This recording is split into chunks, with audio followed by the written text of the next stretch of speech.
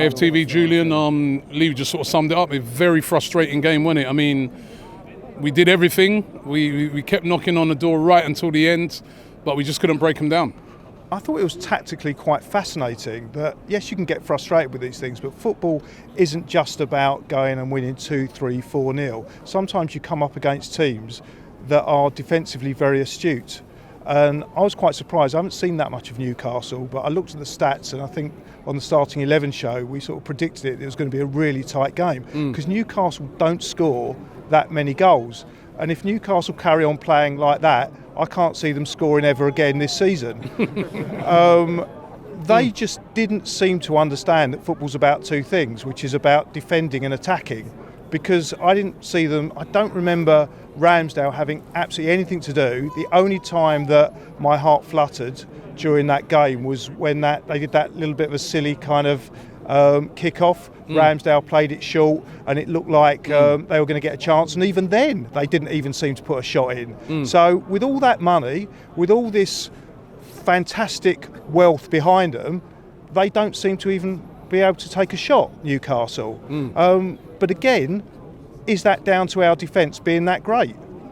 Yeah, I think, listen, we defended very well. Listen, they are a good side. They're third in the league. They've only lost one game this season. It was always going to be a really, really tough game. I didn't expect them to be that negative, I'm going to be honest with you. They were very, very negative. I mean, you know, taking free kicks from in their half, Trippier, trying to turn everything into a sort of set piece. I haven't seen that for a long time from teams, but they came for a point and they got the point. But for us, do you look on it and say to yourself, listen, we're still top of the league, or do you look on it and say it's big 2 points dropped? I would say with our current form, that's 2 points dropped.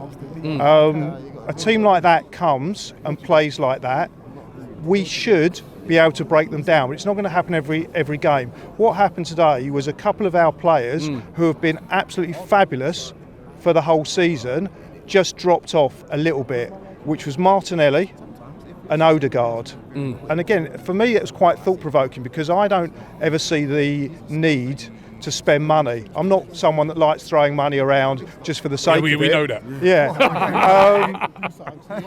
But yeah, okay. I don't mind spending. I just don't like wasting. Yeah. And when they talk about the kind of money that they're going to spend on Mudryk and potentially on the guy from João Felix, that kind of money to me seems so outrageous that we should never entertain that kind of thing. Don't you look on it and say to yourself that we could have done with them options today?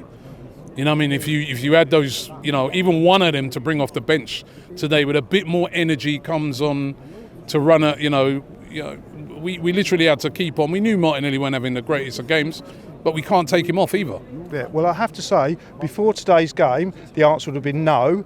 And as the game went on, my opinion gradually changed. And at the end of the game, I would absolutely agree with what you said, is that yes, it probably would be worth spending that sort of, and I call it, it's just extortionate kind of money that they're talking about. 65 million for a guy that's 21, that's only played in he's played in the Ukrainian league, which I don't know if it's that great, but I don't think it's going to be as good as the Premier League. To me, that is ridiculous money.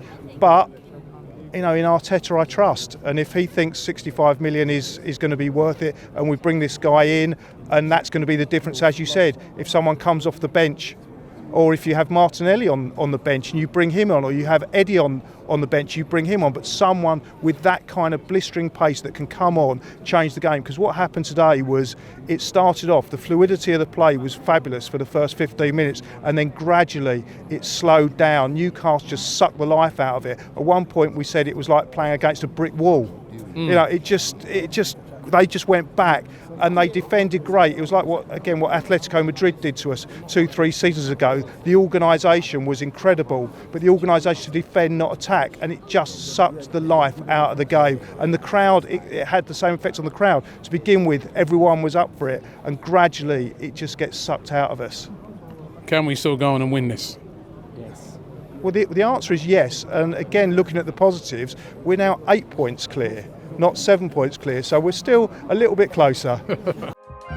Shop for AFTV merch at shop.aftv.co.uk. Subscribe to us on YouTube. Follow us on Instagram, Facebook, Twitter, TikTok, Snapchat, and Twitch. We've got content for every platform, so check it out.